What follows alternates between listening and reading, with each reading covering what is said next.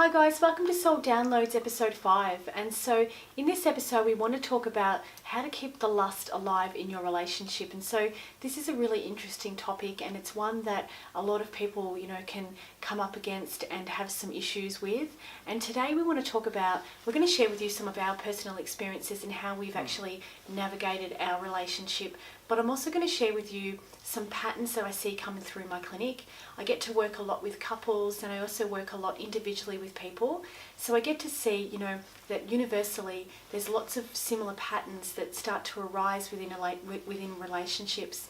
And today I want to, talk a little bit about that, and also, talk about, how come the lust, can die off in the relationship. What can we do to, rekindle that passion, because if there is still some love in the relationship, but the lust has sort of died off a little bit, there's always things that you can implement into your relationship to bring that passion and desire back. So a lot of people, can be in a relationship for a really, really long time, and, the lust and the intimacy is suffering because there's always a deeper and underlying issue as to why that's occurring. But what I have found over the years is when you actually identify what that is, whatever the issue is, whether it's emotional, whether it's physical, because sometimes, when you've been with someone for a really, really long time, you can start to lose a little bit of that physical attraction. And so you can actually, do some things to bring that passion and desire back into the relationship if it's worth salvaging and if it's worth, fighting for, because if you really still do love somebody, you can put in the hard work to bring that desire and passion back. And sometimes it's simply, just getting back in touch with the things that you loved to do when you first got together. And we also want to talk about, how lust changes in a relationship. Because when you first get together with somebody, the lust is powerful, because it's driven by all of those hormones. And when you first get together with somebody, you're really driven by what's going on with the physiological reactions within your body. And so the lust is, really different. And when you get with somebody and you're with them for 14 years, like Glenn and I, our relationship is at a whole, deeper level, because our intimacy is so different from when we first got together. Now it's it's just a massive, deeper connection, and it's a really spiritual connection. It's not, when we first got together, it was, it was still a deep, spiritual connection, but now it's just on a whole other level. And so that does take work, and it does take a little bit of, growing together and changing and evolving and getting used to each other, because as you get older, you grow. Like, we've been together for 14 years, and so we are not the people that we were when we first met, but we've got so much of a deeper love now. Like, we're more in love now than when we first met. And I know that sounds crazy, and I never realised that could actually happen. When we first met, it was mind-blowing. And just as the years have gone by and we've grown together and evolved together, the love's got deeper. And I know that, how does that happen? But when you actually connect with the universal source and you really open up that heart space and you both love from that centre, the passion, the desire and the connection is really, really deep and quite profound. Yeah, we wanted to talk about this today because, as we've said in previous podcasts, we're going to be covering particular conversations that Natalie and I will have privately. And this was a good one because we felt that, one of the most common things in why relationships break down is the lust and that type of stuff. And we want to sort of to delve into it and my experiences and what I've heard as a male, and Natalie will give some insight as a female as well. And these things are our personal experiences, so we're not throwing a blanket over males or over females. It's just our personal experiences with these things, and Natalie will obviously give advice as a qualified therapist. So we wanted to talk about things because it is important, and like Natalie was saying, that like our intimacy has been something that's been very important to us since day one. So as you've seen in our previous video, Sex, Love and Relationships, it was something that was important that we never lost. We never wanted to lose that feeling, and like Nellie said, when we got together, it was just like mind-blowing stuff, and we're like, we don't want this to go away, because it like generally fades off. And not saying that it doesn't slow down, because things don't like time limits, and you've got kids now and work commitments and this type of stuff. It's not as full on, but we want to delve into the particular reasons why, like we even said to each other today, how come we are like, Natalie virtually has to fight me off of a stick every day, and we're 14 years in, and we're sort of just talking about why is this? How's it still there? Like, we even sort of question ourselves, you know, we have so much people say to us that, oh, it's gone, it's over, and it's like, for us, and we don't want saying it to be arrogant or to brag or anything like that, but we just wanted to talk about why we do have this like extremely strong connection. And like Nellie said, it's even deeper than it was 14 years ago, which is usually the other way around. It's usually deeper and you've got to try and find that. But the number one thing is with us, it's the energy, and once we were able to connect up those energies and put that together, it's just a whole new level. And I often say to Natalie that I felt like I'd never experienced intimacy before her, because it was just something completely mind-blowing. Because when you link up, when you're in love with someone and you realise the difference between sex and love making and being in love with someone, and those energies are together, then it's something like out of this world. It's something that I'd never experienced before, Natalie. And we wanted to talk about how it's important to have that communication there, because the number one thing that we do here is, you know, that a relationship may break down because one of the parties is you know, not in his best physical shape that they once were. And, you know, the most common thing that'll get said to me is, you know, they should love me for me regardless of what I look like. And we sort of want to talk about today the difference between love and lust, and how you can certainly love someone but then still lose some of the lust there, because physically that it may have drifted. And also want to delve into a bit more of how men are visual and women are auditory by nature. That's to go back to the start of times, the hunters and gatherers, or men have to be visual to hunt and the women gather, and, you know, to be auditory. And the reason for that, women had to hear out for animals and this type of stuff to attack the camps. And, you know, it all comes back to our human instincts and all the way back from that. So we wanted to touch on this and delve into how we can make those changes and impact and improve the connection in our relationships. That's so true. And so, you know, we do have, you know, the human instinct is quite powerful, and often that can override our intuition, and you know, it can have an impact on the relationship. So I get to see patterns come through my clinic, and I work a lot with couples, and, you know, helping people, you know, rekindle the flame and get their relationship back to where it once was.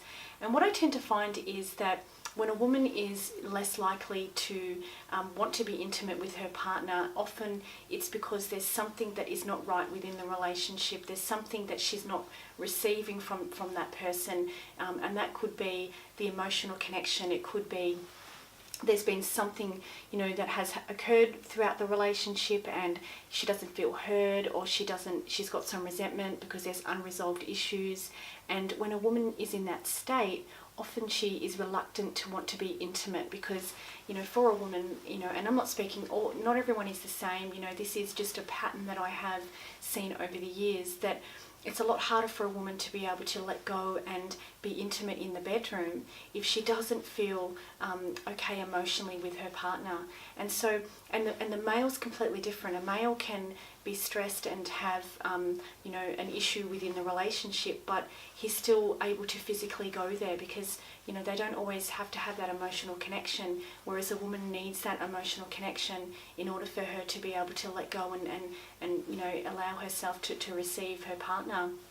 And so, you know, one of the things that I often will work with women is really digging deep and identifying what it is that is holding them back in that area of the relationship. And often it is that they've got some resentment, they've got some you know, unresolved pain because, you know, maybe their partner didn't ideally deal with a particular situation really well, and often she doesn't feel heard. And because women are more, you know, auditory, they often need to hear nice words. So if there's an argument going on within the relationship and the partner's not using ideal words, or he's not hearing her, that can have a deep impact on the relationship.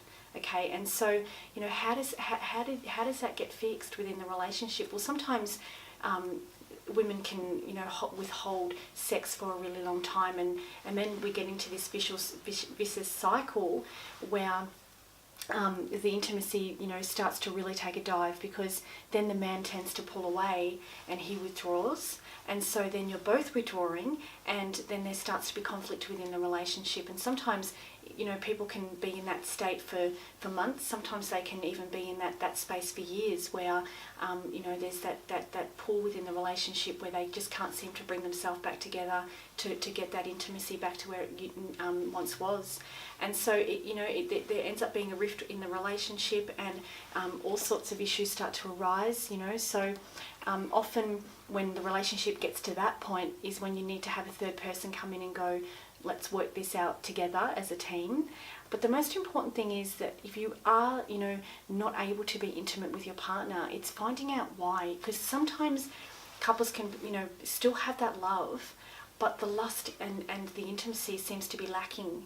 And so sometimes that's lacking, like I said, because there's some issues within the relationship. There's always an underlying issue as to why that intimacy is lacking and why the lust has started to diminish. And, like Glenn was saying before, men are really visual. So, it's really, really important, to be mindful of, for both parties, to be honest, because I also do see females that also lose a little bit of that lust because, their partner's not looking after themselves, and, whether that is not looking after themselves physically or emotionally, and that then, has an impact on the intimacy. So men are really visual and women are very auditory.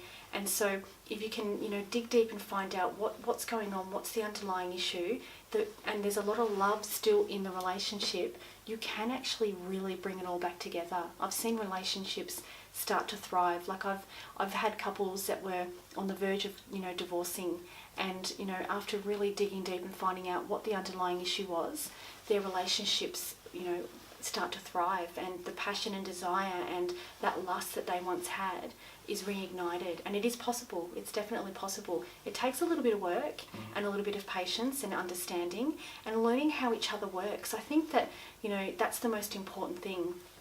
Because Glenn and I, over the years, we've been together for 14 years, and so, really learning how we both individually work and what we need has been the most important thing in the relationship, because everyone is so different. Some people can be in a relationship with somebody and think that they get into another relationship and that person's exactly the same, and that's not the case. So we're all very, very different, and understanding each other's individual needs, what you need, being honest as well, really being honest. And sometimes that, can cause problems in a relationship, because if someone's really honest within the relationship and says, well, the reason why I don't feel like I want to be intimate with you right now is because your behaviour is really ugly, or I really don't want to be intimate with you because, you're not looking after yourself the way that you once did, and that's kind of a turn off to me. That can actually sometimes hurt people, but if you go there and you be really, really honest, and then you start to work on what that issue is that's holding you back, that's when the relationship can be turned around. Yeah, and I've lost count of how many relationships Natalie's actually saved over the years, with flowers arriving at our door, or people sending messages or coming up to us when we're out in the street. And it's very important, and these things that we talk about are the difference between people staying together and drifting apart. Like the things that Nellie does share, if you do implement these particular things, it could, like I said, be the difference between divorce and staying together. But I also want to delve into the visual versus audio, hunter versus gatherer aspect of things. And, like Nellie said, like relationships we found for ourselves, and we've seen it a lot, like the first 5 years of a relationship can be a very challenging time as you learn about each other and understand how each other thinks and that type of stuff. And, that was a great learning experience for me. And I got to learn what Natalie's needs and Natalie's wants and this type of stuff. And in that in itself, I realised that from feedback, a lot of people weren't putting that effort in to understand their partner. And it's such a big thing, that communication. I know we keep saying it, but me asking Natalie why she mightn't have been wanting to be intimate with me, and Natalie being able to be open with me and comfortable to say, listen, you've been in a horrible mood the last few days, I don't want to be near you at the moment, and it may have been because I'm having a shock and run at work, or and I'm carrying myself and my energy's low and this type of stuff. And Natalie having the audio as well, if I'm being a grumble bum around the house and not happy about nothing, it's not something that's going to be attractive to her. But the visual for male, like a lot of men, I'm not saying all men, a man could still go there sexually even if they were having mid-argument with a female, because the visual aspect. And I'm not saying that we like to be treated poorly or anything of that nature, and we still do have the audio side of it. We can pull away from our partners, don't get me wrong. A lot of men can get pushed away, and once they get pushed away too far, then they will cut off that any type of intimacy and that type of stuff. So I don't get me wrong when I say that all men can still go there, but with the visual being so strong, we could still do it. But a lot of females would probably not be able to still go there if there was an argument still active and this type of stuff. But we want to talk about that because this is just based on, obviously, Nellie is a therapist, and I just want to share as a male what's been the most common themes from, being all the way back from the 12-year-olds to starting to like girls and all the way through to this age, and just seeing that the same things. It's always been the same things, and with the visual and audio and that type of thing, because it's built into us. We want to talk today about the difference between lust and love, because that's a very, very important one, and that's the other thing that I've heard from day one. The partners stop being intimate with each other, and the one part it says that they whether it's usually an attraction thing, they should love me for me. And a male can certainly still love a female and be their best friend, but still lose the physical attraction, because that's the visual side of it.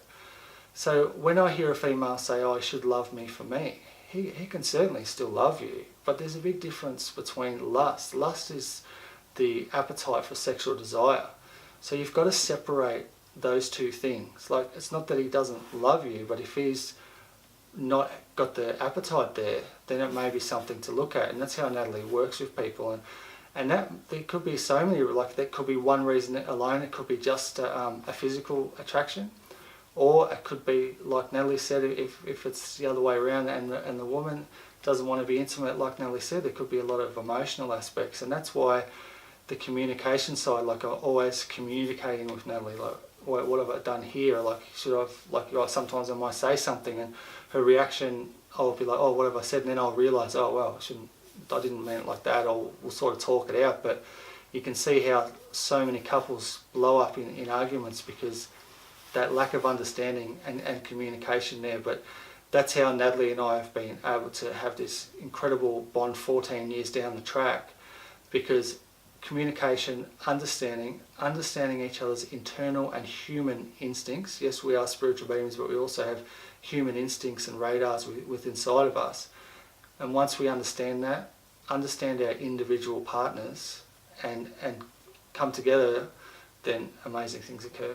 Absolutely, and I totally agree. And I want to talk a little bit about the lust, because when you first get together with someone, it's always explosive, because we've got those, hormones running through the body, and there are a lot of people who are really addicted to that feeling.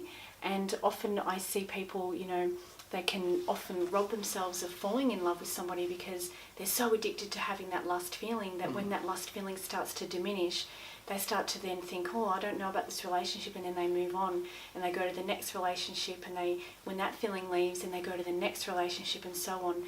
And so, some people call that sex addiction. It can be sex addiction, but lust, it does change throughout your relationship. So when you first get together with somebody, you've got all those hormones rushing through the body, and it does feel to be, more intense. But then the lust is so different, as time goes on. Like Glenn was saying, lust is that appetite, that desire, that appetite to want to be intimate with your partner. And so, it does start to sort of wean and when, you're further along into the relationship. But it's a different type of lust, because you lust for each other for, that intimacy, but, the spiritual connection and the closeness. So, as you get older, I think intimacy definitely does change. It's so much more intense, and it's so different, and, if you have that with the right partner, and you implement the right tools into your relationships and the right strategies, your relationship can thrive. But, how do you get that lust back when you've got some trouble in the relationship? So sometimes you do need to seek help outside of the relationship. Sometimes you just need to, vent and speak to somebody and look at your relationship differently.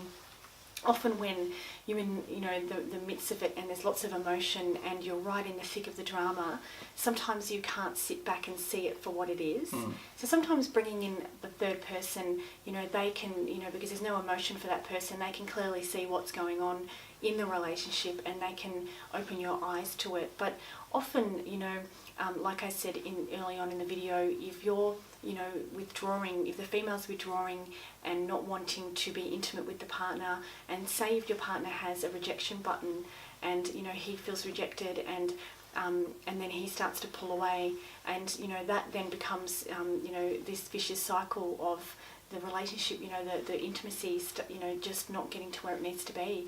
But with the right, you know, managing it and having the right tools in place, I have seen relationships completely turn around and thrive. And so, you know, it does take time and it does take patience, but I think understanding each other and really getting honest with yourself and getting honest with your partner, you know. So like Glenn was saying before, if you know, say if I didn't want to be intimate and it could be that, you know, he said something or you know, he's been grumpy and, you know, he's in his little cave and he's entitled to do that. You know, everyone, you know, deals with life and we all have challenges and we all have stresses and we've all got to try and deal with stuff. And so, but it's getting to that space where you've got that understanding with each other and that comfort, and, you know, when you get real with yourself as well, because sometimes it's hard to get real with yourself and sit there and go, well, you know, what am I doing wrong? And what's going on here within the relationship? What part am I playing? You know, because there's two people in a relationship and it's really, really important to always, you know, try and sort of step into the other person's shoes, you know, so not always just thinking about yourself and how you're feeling, because when you're in a relationship, there's two people and you need to be able to, you know, look within, look at yourself, but also go, okay, well, what's going on, you know, with him? So say if Glenn was, you know, in his cave, so to speak, you know, he was needing some time out, I let him have his time out and let him do his thing, and I know he's going to come back to me. So we've been together for so long now that I know that, you know, we go through, it's an ebb and flow. It's like this, you know, ebb and flow that everybody does. And so everybody has to have time out at some point, but we've got to a space where we have an understanding of ourselves. We get real with ourselves, but we also look at the other person's point of view and, you know, have an understanding of what's going on with them. And so if you have two people that are giving in the relationship, but you have to get to that space, you've got to work within and look within first to find out what's wrong with you and what are the emotions that are coming up for you. And when you actually work on what that emotion is for you, then you can be more at peace with how you're feeling. And then, you know, it's up to your partner to be able to look within himself as well, so that he can actually get himself, you know, where he needs to be. So being in a relationship's not easy, because imagine, you know, you've got two people that come together that have been raised by two different families, and you've both got different belief systems, you've both got, you know, different experiences that you've been through in life, you've got different vibrational memories, and when you live together 24 hours a day, you're going to be pushing every little button, you know, that exists, and that happens a lot with soulmate and twin flame relationships. And a lot of people, you know, think that a soulmate relationship is going to be such a walk in a park, because, you know, people have this idea that a soulmate and twin flame relationship is, you know, just all roses and love, and actually it's quite the opposite, because when you meet your soul partner, often, you know, they push, it's almost like a mirror gets put in front of you, and it's like everything that you've needed to work on, all of those belief systems, suppressed emotions, they literally get brought to the surface. And so the first few years of that relationship can be challenging, because all these buttons are being pushed within one another. And you've got to try and, you know, navigate your way through the different belief systems, because, you know, from the ages of 0 to 6, everything that our parents taught us, everything our parents went through, you know, they become part of our belief systems and how we react. So, you know, there's lots of, you know, getting to know, you know, your vibrational memories, you know. So it's like, you know, you're not just dealing with, you know, our reaction, you're dealing with, these genetic links that have been placed there for generations. So there's lots that go on within a relationship, and so it takes hard work. Some people just, they get a few years in and they go, I can't do it, it's too hard, it's too much. Because it's this constant ebb and flow, and you've got to try and work together as a team. And while you're dealing with all these different belief systems and suppressed emotions and past hurts, you want to try and be intimate with your partner. So, when you're going through that challenging time, sometimes the intimacy does take a dive. But once you get through those periods, those periods of challenges, that strengthens the relationship, believe it or not, So it definitely does take work, and sometimes it can take years to get things, where it needs to be.